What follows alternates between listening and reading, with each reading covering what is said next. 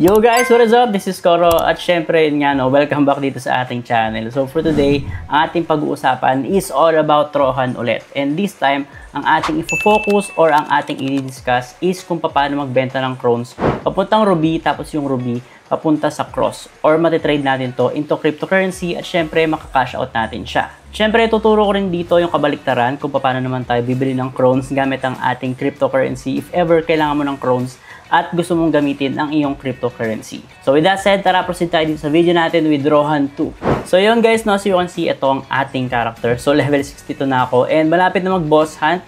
Around mga 22 minutes na lang, so bibilisan natin itong video natin. So first of all, ang una nating i-discuss is kung paano magbebenta ng crowns. Or in short, kung paano magka-cash out dito or yung tinatawag natin na TP or take profit. Mamaya naman after noon, ang i-discuss natin is yung pabalik kung paano gagamitin yung crypto papunta dito sa game or kapag bibili tayo ng crowns. So umpisa tayo, unang-una check mo kung ilan yung ruby na pwede mong ibenta. So click mo to, nasa taas. Tapos makikita mo dalawa yung ruby natin dyan. So yung itong nasa taas is hindi yan tradable or hindi natin siya pwedeng ibenta. Ang pwede nating ibenta is itong nasa ilalim. And paano ko ba yan nakuha? So nakukuha natin yan dito sa market. So if ever hindi ka nakasubscribe, baka wala ka nitong feature na to. Kaya I suggest mag-subscribe ka kasi hindi ka makakapag-take profit dito or makakabenta pag wala ka nitong market. So pagpunta mo sa market, pwede ka dyan mag-sell ng mga items at kung ano-ano. As you can see, kung ano-ano lang binibenta ko dito at wala namang bumibili, baka i-cancel ko na lang yan. And then sa history ko, meron akong binenta na nakaraan na 2.8k URS as token. So ang price niyan is 28 and ang nakuha ko is 23.8 minus yung tax natin. Kaya guys, makikita nyo meron akong 23.8 dito na tradable or yung pwede kong ibenta. So paano nga ba natin ito ibebenta? So just go to your menu, tapos click mo tong cross ramp. Upon clicking yung cross ramp, mapupunta ka dito sa website na to. So hindi mo siya ma-access unless doon ka manggagaling sa mismong game. So bawal yung direct na pupunta ka dito via URL. So by the way, kukonek mo yung cross wallet mo dito. If ever wala ka pang cross wallet, I suggest panoorin mo yung past video ko kasi finocus ko doon yung cross wallet at syempre kung paano natin siya i-connect sa ating Rohan account. So guys, as you can see, ito yung screen ng aking phone. So papakita ko rin sa inyo yung phone ko para syempre mas masundan yung mabuti. So as you can see, meron na akong cross token. So bakit nga ba ako nagkaroon nito at bakit ako meron nito? So yung cross token na to is ito yung gagamitin natin bilang gas fee dito sa ating CrossX na blockchain or yung ating network. Kapag wala kang cross token, hindi ka makakapag-trade dito or makakapag-transact. So ito yung ginagamit natin pang bayad ng mga transaction. So paano ko nakakuha nito? Nakakuha ko nito gamit ang Mexi or Binance account. So if ever wala ka nun, I suggest gumawa ka at syempre dun ka makakabili ng cross token. So pakita ko sa inyo kanina, ito yung sa Mexi. So ito yung ginamit ko. So like I said, pwede sa Mexi, pwede rin sa Binance. Bumili ka ng cross token doon gamit ang iyong USDT. Tapos guys, i-withdraw mo siya, yung cross token. So withdraw ko siya kanina. Ito yung transaction natin. Successful na siya. So withdraw ko siya papunta doon sa wallet ko ng CrossX. So tandaan nyo guys, kapag mag-withdraw kayo, syempre papunta siya doon sa wallet nyo ng CrossX, which is itong aking nasa mobile. So same process lang siya sa Binance, bibili ka doon sa Binance tapos magsisell ka rin or mag-withdraw ka ng cross token papunta dito sa wallet mo na to. So after that, meron na tayong pang transact dito, so wala na tayong problema sa mga gas fees natin. So yun guys, no, by the time you're watching this, inedit ko to. So currently, meron na siyang 6.7k views pero i-delete ko to tapos mag-re-upload tayo ng bago.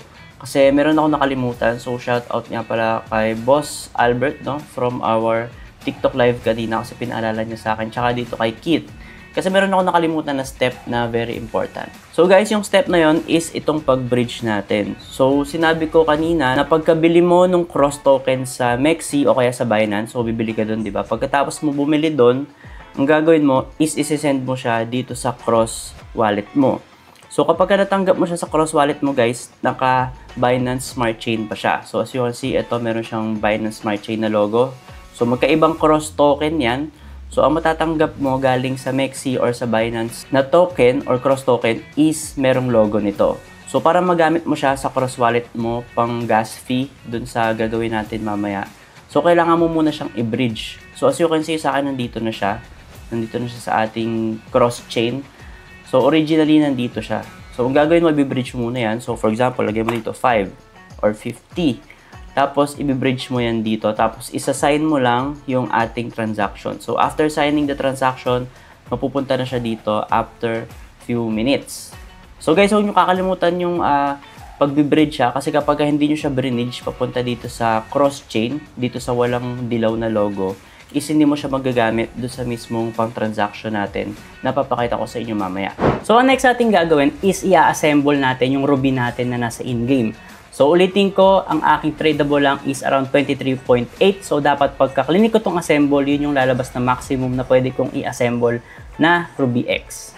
So, yan, as you can see, ang aking sRuby is 23. So, hindi niya kasinama yung hindi buo, which is yung 0.8. So, dapat whole number lang siya. So, ang gagawin ko dito, kiklik ko to. So, pwede tayong magbuo hanggang 23. So, kapag ginawa ko yan 24, ayan, so hindi na siya kasya. So, 23 lang. So, after that, kiklik natin tong assemble. Tapos, click ulit natin tong assemble dito.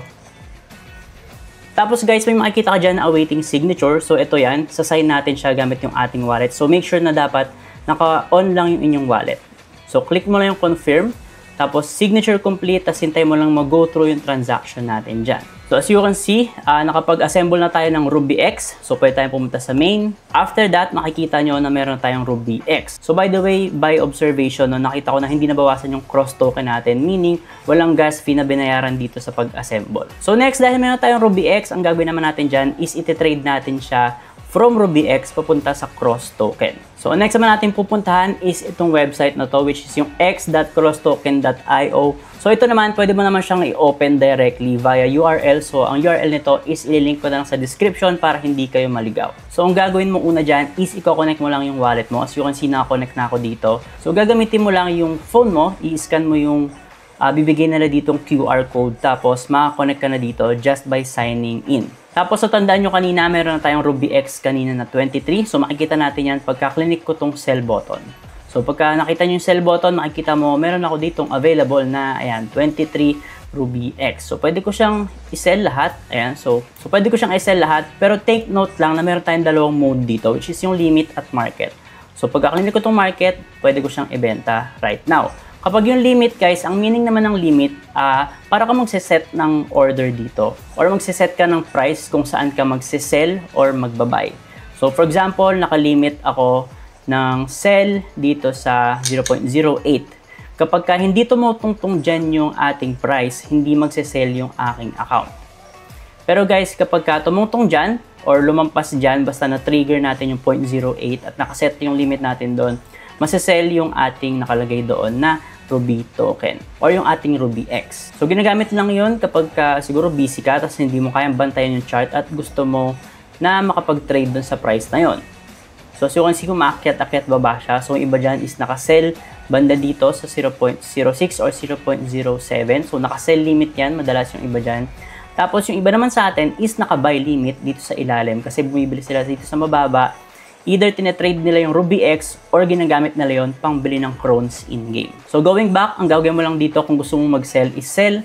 Kung gusto mo lang mag-sell ngayon, punta ka sa market para yung mismong price right now yung ating mabibenta. Yun yung meaning ng market, guys. Kung ano yung current price, doon ka mag-sell. So, pwede ka mag-sell ng 23 Ruby.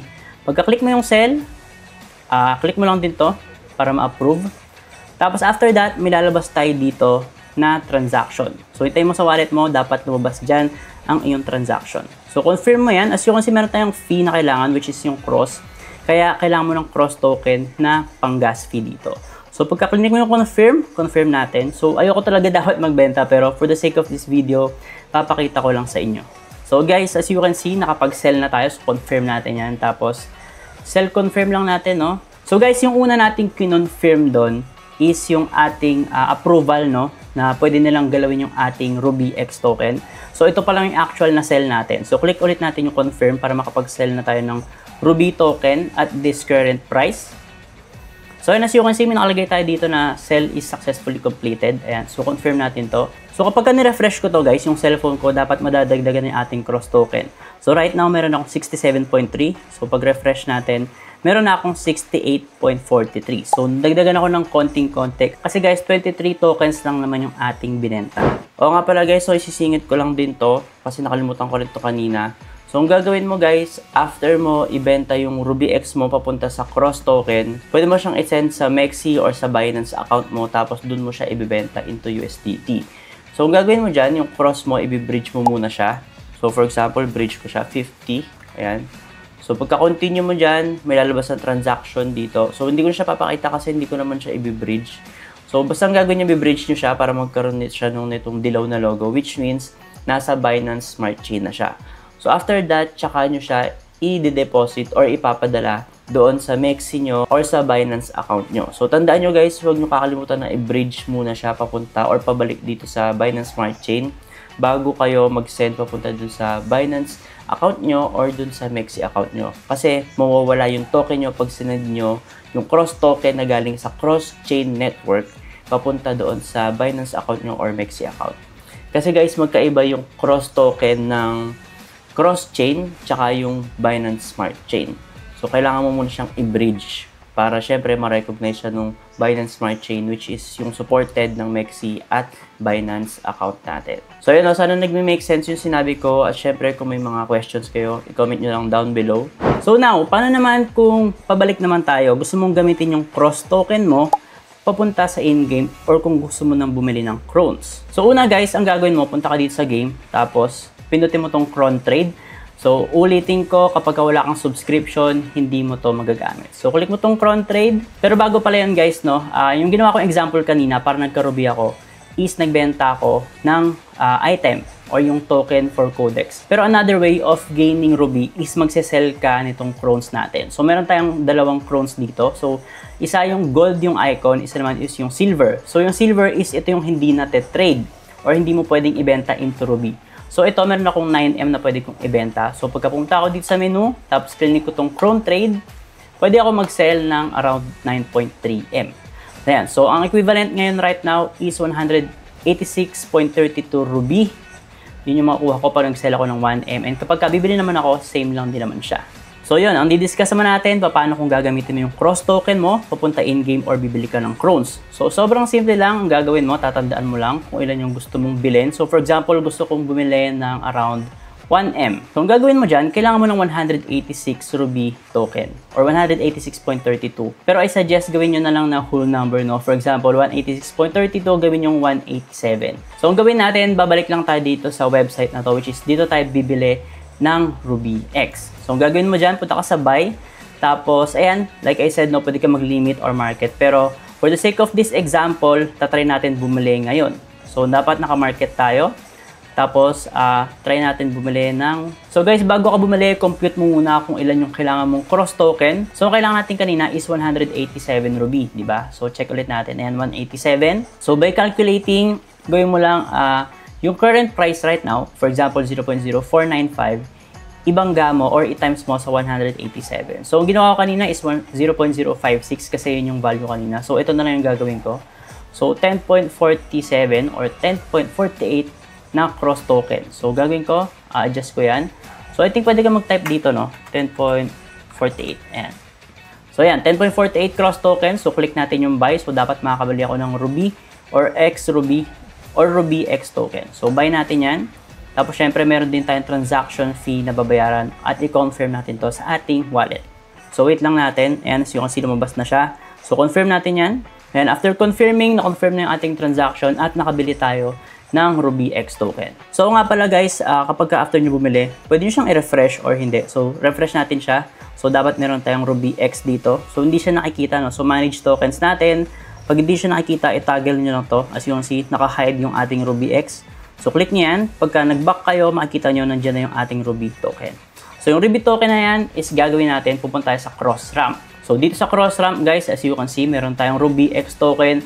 Yung kanina, ang ginawa natin is in-assemble natin. So, tayo naman ang gagawin natin right now, dahil papunta tayo in-game, pabalik tayo, i-gagawin naman natin ngayon is disassemble. So, upon clicking disassemble, i-click mo lang or ilalagay mo lang kung ilan yung gusto mong i-disassemble or yung ipadala sa game natin na Ruby token.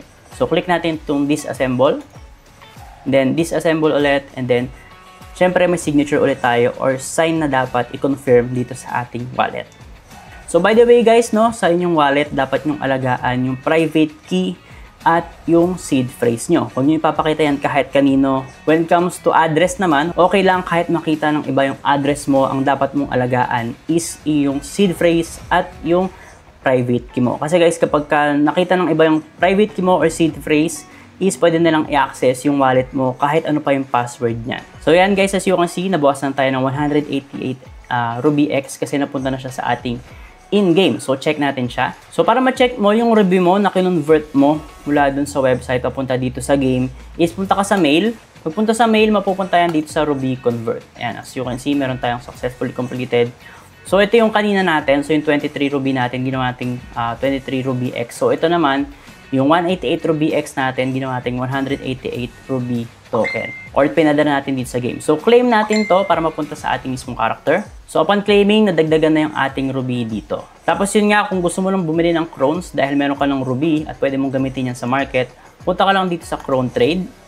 Tapos dito sa buy, makikita mo na price info. Ayan. So pwede kang purchase dito. So mamimili ka na lang, no? So for example, click ko tong purchase. Ayan, so gagamit ako ng Ruby token ko right now pang purchase dito. So as of recording, meron akong 11.5M Crones, dapat maging 12.5M yan. So purchase natin and then confirm. Ayan, as you can see, nadagdagan agad and sobrang bilis lang ng transaction, 12.5M na yung ating Crones. So yun, no, very straightforward lang naman to at sana naintindihan nyo siya. If ever naman meron kayong mga questions, pwede nyo siyang i-comment down below. If ever nahihiya naman kayo, pwede kayong mag-message sa akin via Telegram o kaya sa Discord. Pero I suggest sa Telegram kasi mas active ako doon mag-reply. Although nakakapag-reply din naman ako sa Discord, pero minsan kasi hindi ko siya na-open kasi mas naka-open talaga sa akin madalas yung aking Telegram account. So yun guys, mamaya magla-live ako. So if ever napapanood nyo to, check nyo yung TikTok natin kasi nagla-live ako doon from time to time itong Rohan natin. At syempre, pwede tayo doon magkwentuhan habang nag-grind ako dito. And lastly, no, bago ko end yung video, make sure na panoorin nyo yung last video ko about dito sa Rohan kasi diniscuss ko doon yung bonus items na pwede nating makuha kapag kagong magastos tayo dito gamit yung ating drop na galing kay Crosswave at nagiging wave box yun na pwede nating i-open at may mga pang-summon tayo doon na pwedeng makuha. At syempre, kung gusto mo yung mga ganitong content, make sure to subscribe. Lahat ng channels ko or links ko is nasa description box lang. Yun lang guys, and see you sa ating next video. Ingat!